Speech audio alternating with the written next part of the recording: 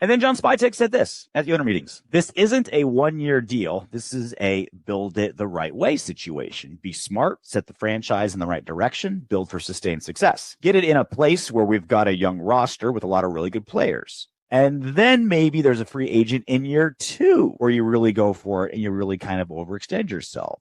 You just try to be intelligently aggressive. So I'm maybe the cheapest man on earth, Soto. Like there's people that brag about how much they spend for a car, a house, a jacket. I'm the guy that brags about how little I spend for things. That's how I roll. So I do love me a GM that knows how to stretch a budget, knows how to not overpay.